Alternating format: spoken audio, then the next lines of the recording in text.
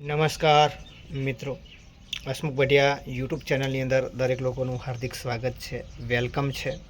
તો આજે આપણે વાત કરવાની છે આંગણવાડી કાર્યકર બહેનો અને તેડાગર બહેનોને તાલીમ માટે મૂકવામાં આવતા હોય છે। તો તાલીમની અંદર ધારો કે જિલ્લા પ્રોગ્રામ અધિકારી જે હોય છે એ એમને લેટર મૂકતા હોય છે અને ICDS વિભાગ પણ જાણ કરતું હોય છે।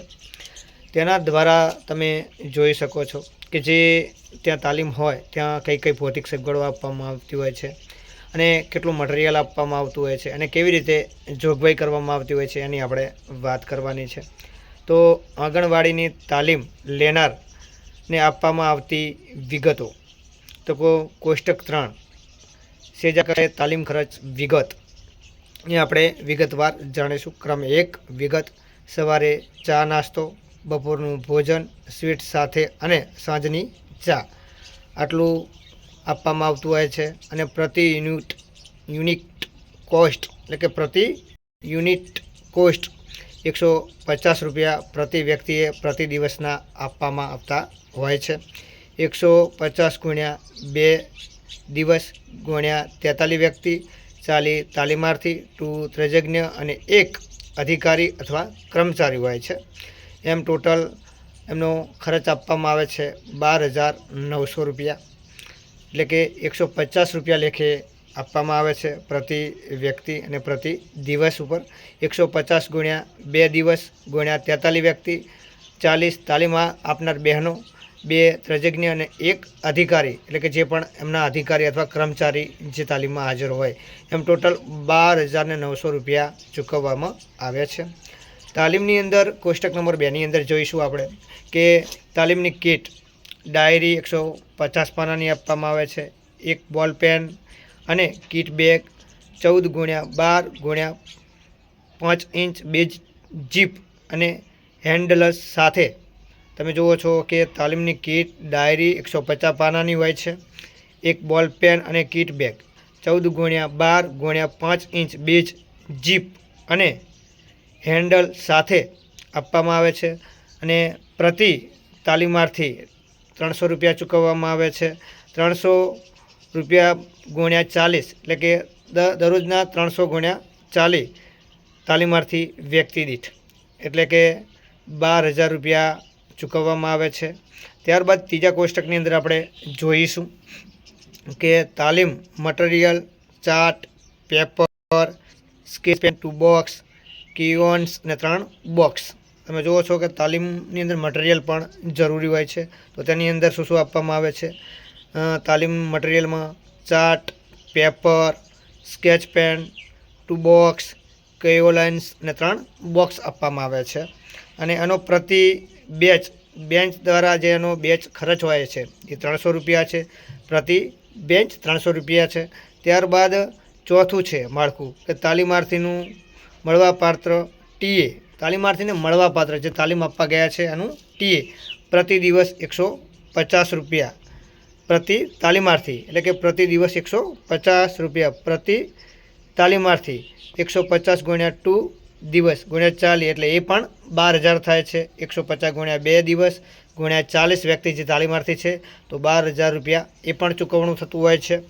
ત્યારબાદ આપણે 5મા મુદ્દાની વાત કરીશું કે પ્રતિ બેન્ચ 2 ડિસ્ટ્રિક્ટ લેવલને માસ્ટર સ્ટેનરનું માનદ વેતન, જે કે તમે તાલીમ આપવા જાઓ છો તો પ્રતિ બેન્ચ 2 ડિસ્ટ્રિક્ટ લેવલ માસ્ટર ટેનરનું માનદ વેતન એ છે 500 રૂપિયા પ્રતિ દિવસનું।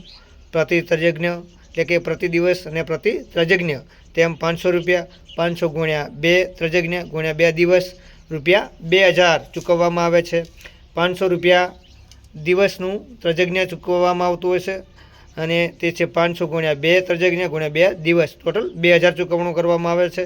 એમ ટોટલ અંદાજિત આપણે સેજા કક્ષાએથી પ્રતિ બેન્ચ અંદાજિત ખર્ચ જાણવા જઈશું તો 39,200 રૂપિયા પ્રતિ બેન્ચ ખર્ચ થાય છે, જે તમે તાલીમ આપવા જાઓ છો, જ્યાં તમે રહો છો, જ્યાં તમે ભોજન લો છો, જે તમે ચા પાણી કરો છો, તો બધી જ સગવડો એમને આપવાની હોય છે, જે પણ મટીરિયલ હોય એ પણ આપવાનું હોય છે, બધું જ અંદર લખેલું છે। અને તાલીમ કીટનો ઉપયોગ આંગણવાડી કાર્યકર દ્વારા હોમ વિઝિટ અને તેમના કાર્ય અંગે નિયમિત નોંધ રાખવા માટે કરવાનો હોય છે. એટલે આ બધું પેપરમાં આવેલું આપણે બોલીએ છીએ, આપણા પોતાની ઘરની વાત નથી રજૂઆત કરતા, એટલે એ પણ ધ્યાન રાખવું. આંગણવાડીની તાલીમ લેનારને આપવાતી વિગતો. ધાનેરામાં આંગણવાડી બહેનોને તાલીમના નામે કોન્ટ્રાક્ટર દ્વારા લાખો રૂપિયાનું કૌભાંડ કરવામાં આવ્યું છે, એટલા માટે સમાચારમાં આવ્યું છે, એટલે આપણે આ ધ્યાન દોરાયું છે. આંગણવાડીની તાલીમમાં ભોજન અને કીટમાં ગોલમાલ પણ થતી હોય છે. બહેનો મને ઘણી બધી રજૂઆત કરી હતી, જે અમારા સોનતથી ગયેલ હતી બહેનો, જે પછી જે બોરુથી ઘણી બધી બહેનો ગયેલ હતી.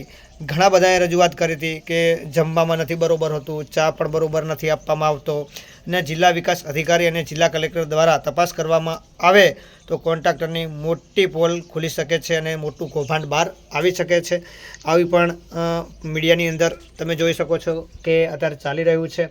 અને તમે જુઓ છો ઘણી બહેનો કહે છે કે ત્યાં રહેવાનું હોય છે, બહાર જવા નથી દેતા, ફક્ત એકલી મહિલાઓ જ ત્યાં હાજર રહી શકે છે, અને તેમની સાથે કોઈ બાળક નાનું હોય તો પણ નથી રહેવા દેતા. તો હું પણ એમને પણ રજૂઆત કરવા માગું છું કે જે પણ તમે છો એમનો પરિવાર તો હોવાનો જ, એમને પણ બાળકો હોવાના, કેમ કે જે પણ તાલીમ આપવા આવે છે એમના નાના બાળકો 2 વર્ષનું હોવાનું, 3 વર્ષનું હોવાનું, 4 વર્ષનું હોવાનું, તો બાળક કંઈ મૂકીને તો કોઈ આવે નહીં. તો એમની પણ વ્યવસ્થા હોવી જોઈએ, જરૂરી છે.